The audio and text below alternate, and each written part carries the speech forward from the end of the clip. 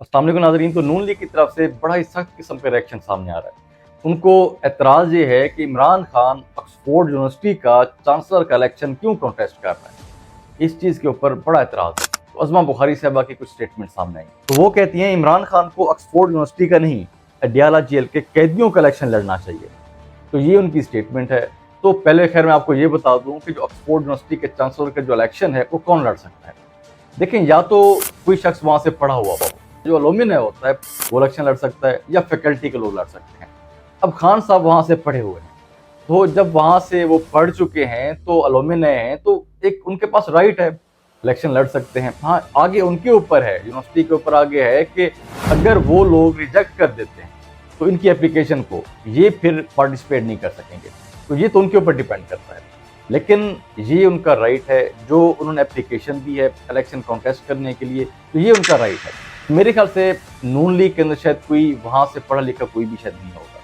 तो अगर नून लीग के पास कोई भी ऑक्सफोर्ड यूनिवर्सिटी का पढ़ा लिखा शख्स होता तो ये खान साहब के मुकाबले के अंदर वहाँ पे मैदान के अंदर उतार भी देते। तो इसका मतलब ये है कि नून लीग के पास एक भी शख्स नहीं जो वहाँ से पढ़ा हुआ।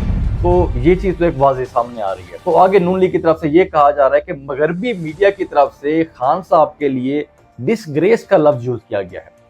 तो ये नून लीग की तरफ से बातें सामने आ रही हैं। अच्छा, ये जो एक बात की जा रही है ना कि जी डिसग्रेस का लफ्ज जो है ये खान साहब के लिए इस्तेमाल किया गया है, तो ये लफ्ज जो है ये नवाज शरीफ साहब के लिए भी कई दफ़ा इस्तेमाल हो चुका है, ये रिकॉर्ड का हिस्सा है। तो ये लफ्ज नवाज शरीफ साहब के लिए इस्तेमाल हो चुका है। तो वैसे भी जो पाकिस्तान के सियासतदान होते हैं, तो जब ये पावर के अंदर होते हैं तो होते हैं, जब ये पावर के अंदर नहीं होते तो इस किस्म के लफ्ज़ जो हैं इनके लिए इस्तेमाल होते हैं, क्योंकि इनके ऊपर मुकदमात भी फिर होते हैं, इनके लिए काफ़ी मसाइल होते हैं। तो खान साहब के लिए जो लफ्ज़ यूज़ हुआ है, तो ये लफ्ज़ नवाज शरीफ साहब के लिए यूज़ हो चुका है पहले। अच्छा, खास तौर पे नून लीग इन इश्यूज़ को क्यों उठा रही है, ये बहुत बड़ा सवाल है। तो असल में ये हो सकता है ना कि अगर खान साहब की जो एप्लीकेशन है वो रिजेक्ट हो जाती है, इलेक्शन के अंदर पार्टिसिपेट नहीं करने दिया जाता, तो इनका बहुत बड़ा बयानिया बन जाएगा। तो ये कहेंगे ना कि जी ये देखें, हमने तो बोला था खान साहब ने करप्शन की हुई है, खान साहब करप्ट आदमी है, इसीलिए वहां से रिजेक्ट कर दिया गया इनको। ये बयानिया बन सकता है। अच्छा, दूसरा, अगर खान साहब को पार्टिसिपेट करने दिया जाता है और खान साहब वहां पर इलेक्शन लड़ते हैं, आगे हार जाते हैं, तो फिर एक और बयानिया बनेगा कि जी ये देखें उन्होंने भी खान साहब को रिजेक्ट कर दिया है। तो ये बयानिया बन सकते हैं। अच्छा, ये मेरे ख्याल से बड़े जेन्युइन किस्म के बयानी होंगे। हाँ, रिजेक्शन जो है ये तो एक अलग किस्म की बात है। तो अगर खान साहब पार्टिसिपेट करते हैं, वहां पे खान साहब नहीं जीत सकते, तो ये बयानिया तो बनेगा, ये हर हाल में बयानिया बनेगा। तो ये कहा जाएगा खान साहब को पाकिस्तान से बाहर भी रिजेक्ट कर दिया गया है। तो इस किस्म के बयानिया बनेंगे। अच्छा, आगे बात करते हैं। फैसल करीम कुंडी साहब ने स्टेटमेंट दी है।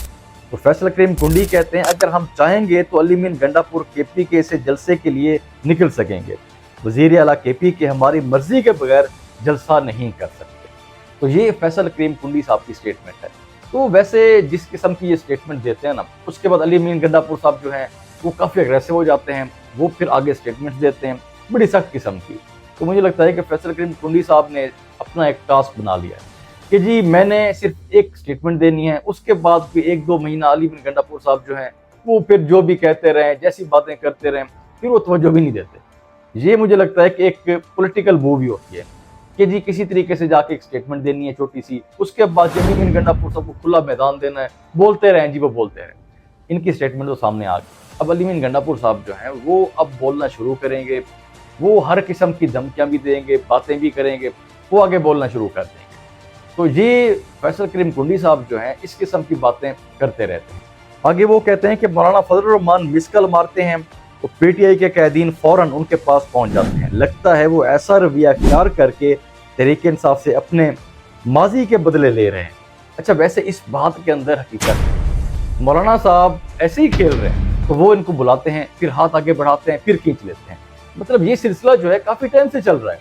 मौलाना साहब के साथ बातचीत होती है, फिर प्रेस कॉन्फ्रेंस होती है, लेकिन ये सिलसिला आगे नहीं चल रहा। मौलाना साहब जो है अपनी मर्जी से खेल रहे हैं। वो कहते हैं कि जी हम आपके साथ इशू टू इशू चलेंगे, मतलब जो मौलाना साहब को सूट करेगा वो काम करेंगे, जो सूट नहीं करेगा वो उनका साथ नहीं देंगे। तो मौलाना साहब जो है अपनी मर्जी से उनके साथ खेल रहे हैं।